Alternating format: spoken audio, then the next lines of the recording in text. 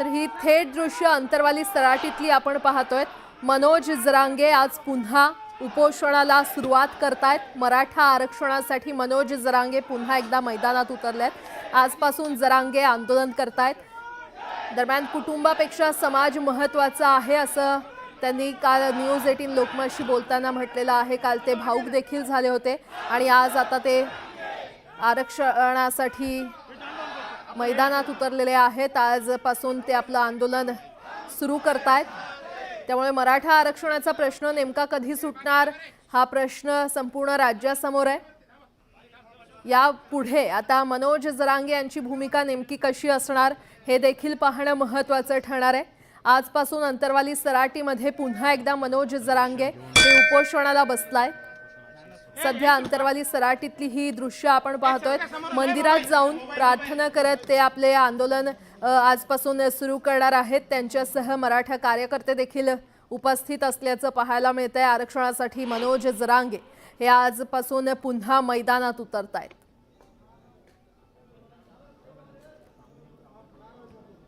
मनोज जरांगे यांनी आपलं पहिलं उपोषण हे 17 दिवसांचं त्यांचं उपोषण होतं। ऑगस्टमध्ये त्यांनी उपोषण सुरू केलं होतं। त्यानंतर 25 ऑक्टोबरला त्यांचं दुसरं उपोषण 9 दिवसांचं झालं। 10 फेब्रुवारी 2024ला तिसरं उपोषण 17 दिवसांचं होतं आणि चौथं उपोषण 4 जून 2024ला 10 दिवस त्यांचं उपोषण चाललं। 20 जुलै 2024ला 4 दिवस त्यांचं पाचवं उपोषण चाललं आणि त्यानंतर 17 सप्टेंबर 2024ला 9 दिवस मनोज जरांगे हे उपोषणाला बसलेले आहेत। आणि आता पुन्हा एकदा मनोज जरांगे हे मैदानात उतरलेत। पुन्हा एकदा आजपासून ते उपोषणाचं हत्यार त्यांनी उपसलेलं आहे।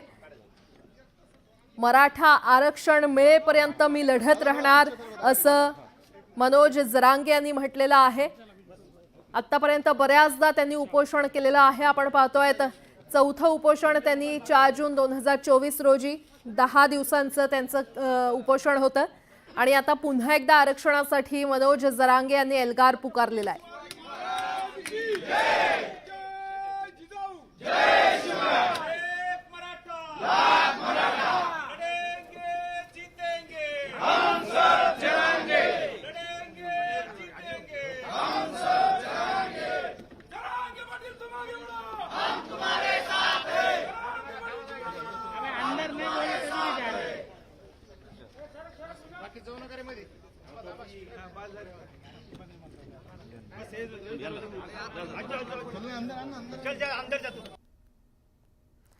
आपण पाहतोय अंतरवाली सराटीतली ही थेट दृश्य। आजपासून पुन्हा एकदा मनोज जरांगे हे उपोषणासाठी बसतायत। जोपर्यंत मराठ्यांना आरक्षण मिळत नाही तोपर्यंत लढा सुरूच ठेवणार अशी भूमिका मनोज जरांगे यांनी घेतलेली आहे। आणि या संदर्भात अधिक माहिती देत आहेत आमचे प्रतिनिधी सिद्धार्थ गोदाम आपल्यासोबत जोडले गेलेले आहेत। सिद्धार्थ, मराठा आरक्षणासाठी आता जरांगे पुन्हा मैदानात उतरतायत। पुन्हा त्यांनी एल्गार पुकारलेला आहे, काय अपडेट?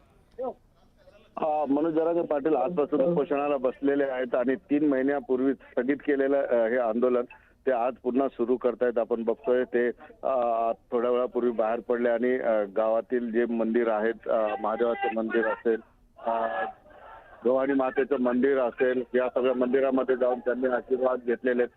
मोठ्या प्रमाणात समर्थक या ठिकाणी जमलेले। त्यांना घोषणाबाजी खूप मोठ्या प्रमाणात होते आहे। एकंदरीतच आपण बघतोय मंचावर ते बसले की त्यांचं उपोषण सुरू होणार आहे। निश्चितपणे जसं तुम्ही सांगितलं हे 8वं त्यांचं उपोषण असणार आहे। 29 ऑक्टोबर 2024 पासून त्यांनी हे आंदोलन सुरू केले ते आजपर्यंत सुरू आहे। जवळपास 17 ते 18 महिने झालं हे आंदोलन सुरू आहे। निश्चितपणे आंदोलनातून मराठा समाजाच्या हाती बऱ्याच गोष्टी लागलेल्या आहेत। अनेक मागण्या त्यांच्या मान्य झालेल्या आहेत, अनेक नोंदी सापडलेल्या आहेत, त्याचा फायदा अनेक मराठ्यांना झालेला आहे। मात्र काही 3 प्रमुख मागण्यांसह ते 8 मागण्या घेऊन आता उपोषणाला बसतात। सगळ्यात पहिली मागणी जी आहे, सगळे सोयऱ्यांची अंमलबजावणी लगेच करावी। दुसरं, मुंबई गॅझेट असेल, हैदराबाद गॅझेट असेल, हे गॅझेट त्वरित लागू करावेत। ह्या 3 प्रमुख मागण्या आहेत। इतर 5 मागण्या सुद्धा त्यांनी या उपोषणामध्ये ठेवलेल्या आहेत। आता जवळपास 1.5-2 महिन्यापासून सरकारला त्यांनी अल्टिमेटम दिलाय, मात्र सरकारच्या वतीनं आतापर्यंत त्यांच्याशी कुठलाही संपर्क साधला गेला नाही, तर सरकारच्या वतीनं त्यांच्याशी संवाद झालेला नाही। आपण बघतोय उपोषणाची सुरुवात नेहमी छत्रपती शिवाजी महाराजांच्या नमन करून, छत्रपती शिवाजी महाराजांना नमन करून ते उपोषणाची सुरुवात करीत असतात। आणि आपण बघतोय मागच्या 17 ते 18 महिन्यापासून छत्रपती शिवाजी महाराजांचा या ठिकाणी पुतळा आहे, त्यांच्या खालीच ते या ठिकाणी आंदोलन करतात। निश्चितपणे मागच्या 7 आंदोलनामध्ये सगळ्यात जास्त लांब चाललेलं आंदोलन उपोषण 17 दिवसाचं होतं। आता नेमकं आजपासून सुरू होणारं हे आंदोलन किती दिवस चालेल हे सरकारच्या हातात आहे, हे आधीच मनोज जरांगे पाटील यांनी जाहीर केलेलं आहे। कारण माझं आंदोलन एका दिवसात संपू शकतं किंवा ते किती दिवस चालू शकतं, कारण सरकारने जर पॉझिटिव्ह रिस्पॉन्स दिला आणि आमच्या मागण्या जर मान्य केल्या तर 1 दिवसात सुद्धा हे आंदोलन संपू शकतो, असा आशावाद सुद्धा त्यांनी त्या ठिकाणी व्यक्त केलेला आहे। मात्र अजूनही सरकारच्या वतीने त्यांच्याशी संवाद झालेला नाहीये किंवा आजपासून उपोषण सुरू झाल्यानंतर त्यांच्याशी कदाचित सरकार लगेच संवाद करू शकतं आणि बोलणीसाठी कोणाला बोलू शकतं। कारण मनोज जरांगे पाटील यांनी सरकारच्या वतीने सरकारच्या बाबतीत ते नेहमी सकारात्मक राहिलेले, आता सुद्धा मनोज जरांगे पाटील सरकारच्या बाबतीत सकारात्मक आहेत आणि ते निर्णय चांगला घेतील असा आशावाद त्यांनी बोललेला आहे। आणि संवादाचे मार्ग सुद्धा त्यांनी खुले ठेवलेले, ते कधी बंद केले नव्हते। आता सुद्धा ते कधीही संवाद करू शकतात किंवा सरकारशी बोलू शकतात। आता मनोज जरांगे पाटील थोड्या वेळात जे आहेत पत्रकारांशी संवाद साधणार आहेत। आपण बघतोय सगळा मीडिया या ठिकाणी आलेला आहे आणि मनोज जरांगे पाटील हे थोड्या वेळात मीडियाशी बोलतील। एकंदरीतच आपण बघतोय की गर्दी सुद्धा या ठिकाणी झालेली आहे, लोक समर्थक आलेले आहेत आणि यातील बरीच लोक जी आहेत ती उपोषणाला बसायला आले। आपण बघतोय ही सगळी बसलेली मंडळी मनोज दादा जरांगे पाटील यांच्यासोबत उपोषण करणार आहेत आणि सुरुवात झालेली आहे। पहिला दिवस आहे आणि पहिल्या दिवशी बऱ्यापैकी गर्दी आहे, महिला सुद्धा या ठिकाणी आलेल्या आहेत। थोड्या वेळातच आता मनोज दादा जरांगे पाटील हे पत्रकार परिषद घेतील आणि आपली जी भूमिका आहे आंदोलनाची ती सुद्धा या ठिकाणी ते थोड्या वेळात मांडतील। निश्चितपणे त्यांच्या मागण्या आहेत, सगळ्यात महत्वाची मागणी सगळे सोयऱ्यांची अंमलबजावणी लगेच झाली पाहिजे। हैदराबाद गॅजेट असेल, मुंबई गॅजेट असेल याची लगेच लागू करावा ही मागणी आहे। आणि निश्चितपणे त्यांचे डॉक्टर्स या ठिकाणी आलेले आहेत, कारण आंदोलन करून त्यांना आता त्यांचे शरीरयष्टी आंदोलन उपोषण घेण्याच्या मानसिकतेत नाही असं डॉक्टरांनी त्यांना आधीच सांगितलं। डॉक्टरांनी त्यांनी उपोषण करू नये असा सल्ला सुद्धा दिलेला। मात्र मनोज जरांगे पाटील हे आपल्या आंदोलनावर ठाम आहेत, आता ते थोड्याच वेळात मीडियाशी बोलतील, नेमकं काय बोलतील ते आपण बघूया। पुढच्या बातमीकडे वळूया। एकीकडे बीड आणि परभणीतील घटनेवरून राजकीय वातावरण तापलेलं असताना मराठा आरक्षणावरून मनोज जरांगे आता पुन्हा आक्रमक झालेले बघायला मिळत आहेत। जालन्यातल्या अंतरवाली सराटीत आजपासून ते आमरण उपोषण करतायत। कुठल्याही अन्य गावात साखळी उपोषण होणार नाही, मराठ्यांनी त्यांची सगळी ताकद अंतरवाली सराटीतच दाखवून द्यायची आहे असं मनोज जरांगे म्हणाले होते।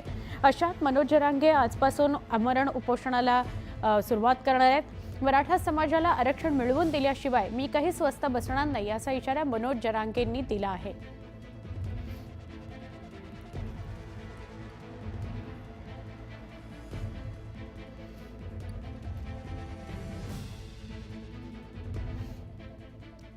आपण पुन्हा एकदा बोलणार आहोत या सगळ्या संदर्भात आमचे प्रतिनिधी सिद्धार्थ गोदाम यांच्याशी। सिद्धार्थ, सगळ्यांनी अंतरवाली सराटीत एकत्र जमा आणि इथून पुन्हा एकदा आंदोलनाचा एल्गार आपण सुरू करू असं जरांगे म्हणालेले आहेत। काय सांगाल, काही अपडेट, किती वाजता ते बसणार आहेत, किती वाजता संवाद साधतील? बघा सुवर्ण, 3 महिने आधी मनोज जरांगे पाटील यांनी हे आंदोलन स्थगित केलं होतं। ते स्थगित केलेलंच आंदोलन ते आजपासून सुरू करतायत आणि निश्चितपणे प्रमुख 3 मागण्या यामध्ये आहेत की त्यामध्ये एक तर पहिली गोष्ट सगळे सोयऱ्यांची अंमलबजावणी करावी, दुसरं मुंबई गॅजेट लागू करावं आणि तिसरं हैदराबाद गॅजेट लागू करावं।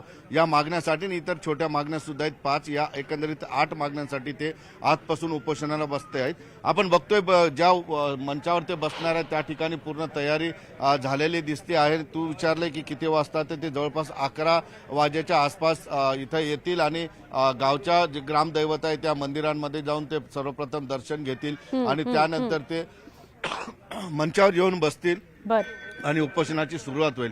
मात्र त्या आधी बघतोय आपण की बरीच लोक आता या ठिकाणी मनोज जरांगे पाटील यांच्या सोबत उपोषणाला बसण्यासाठी आधीच येऊन बसलेले आहेत, बॅग्स घेऊन आलेले आहेत आणि इतर गावाहून या ठिकाणी लोक आलेली आहेत आणि ते सुद्धा मनोज जरांगे पाटील यांच्या सोबत उपोषणाला बसणार आहेत. ही फक्त छोटी जागा आहे, मात्र या ठिकाणी बसायला लोकांना जागा मिळणार नाही म्हणून गावच्या पश्चिमेला सुद्धा 3 एकर शेताची तयारी करून ठेवलेली आहे. लोक वाढले तर त्या ठिकाणी जाऊन सुद्धा लोकांना उपोषणाला बसता येईल. मात्र मनोज जरांगे पाटील यांनी आवाहन केलेलं आहे की इतर राज्यात कुठंही हे उपोषण होऊ नये, तर फक्त अंतरवाली सराटीमध्येच येऊन त्यांनी उपोषण करावं असे त्यांनी आवाहन केलेलं आहे. त्यामुळं उपोषण इथंच होईल आणि लोक मोठ्या प्रमाणात या ठिकाणी येतील. हे अख्ख्या राज्यभरातून काही लोक आलेले आहेत, आपण त्यांच्याशी सुद्धा बोलूया. माऊली, कुठून आले तुम्ही? कुठून आले तुम्ही? कुठून आपण सोबत आहेत का? मराठी नाही आता है क्या? तो कुठून आलात आपण?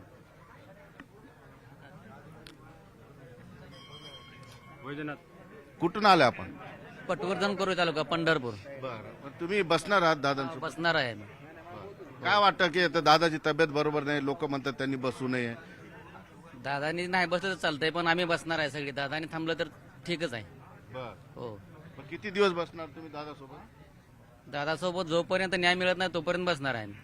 बर, आणखी इतर काही लोकांकडे जाऊया आपण. दादा, कुठून आले? नांदेड जिल्हा भोकर तालुका.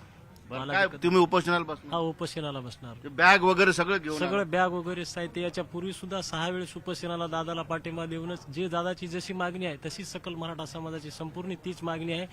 जोपर्यंत या आरक्षणाच्या अग्निकुंडामध्ये इतके बळी गेले आमचे, आता जरी आमचा बळी गेलं तरी आम्ही आरक्षण हे लढा चालूच ठेवू. डॉक्टर दादांची तब्येत बरोबर नाही, त्यांना उपोषण परवडणार नाही असं सांगितलं. काय आव्हान करा? आपण सांगितलं, पण आता ते दादा जे निर्णय घेतील ते आता मान्य आहे. आता सगळ्या मराठा समाजाचे दैवत तेच हात, ते जे निर्णय घेतील. मुलं सुद्धा या ठिकाणी आलेले आहेत. मित्र, तू कुठून आला? नांदेड जिल्हा. नांदेड जिल्ह्यात. तू सुद्धा उपोषण करणार? हो. का वाटतं की उपोषणाला बसावं? आता गरज आहे ना समाजाला मराठा आरक्षणाची, शिक्षणासाठी, हा, त्याच्यासाठी. त्याच्यामुळे वयोवृद्ध भरपूर आलेले त्या ठिकाणी. बाबा, तुम्ही कुठून आले? मी नांदेड जिल्ह्यातून आलो, नायगाव तालुका. नायगाव तालुका. हा, वजीरगावचा आहे. तुम्ही बसणार? हा, मी पण बसणार आहे किती दिवस बसणार? शेवटपर्यंत. जोपर्यंत आरक्षण मिळणार नाही, मराठा आरक्षणाला ओबीसीतून आरक्षण मिळणार नाही तोपर्यंत बसणार आहे. किती लोक आलेत गावाकडून? गावाकडून आमचे 3 जण आलो आम्ही. फक्त आपण बरीच लोक आलेली आहेत. इथं बसलेले तरुण मंडळी सुद्धा मोठ्या प्रमाणात दिसत आहे. लोक मनोजदादा जरांगे पाटील यांची वाट बघतायत. थोड्या वेळातच ते बाहेर येतील आणि या घरामध्ये मनोजदादा जरांगे पाटील आता आहेत ते तयार होत आहेत आणि त्या ठिकाणाहून ते इथूनच जातील. आणि हे या ठिकाणी मंदिर आहे, आपण बघतोय 2 मंदिर आहेत. इथं भवानीचं मंदिर आहे, तिथं जाऊन दर्शन घेतील. त्यानंतर हनुमानाचं, महादेवाचं मंदिर सुद्धा या ठिकाणी आहे आणि त्यानंतर ते मंचावर येऊन सुवर्ण या ठिकाणी बसतील. नक्की सिद्धार्थ, धन्यवाद. आपण तिथल्या सगळ्या सहभागी होणाऱ्या समर्थक आंदोलकांशी संवाद साधलात त्याबद्दल.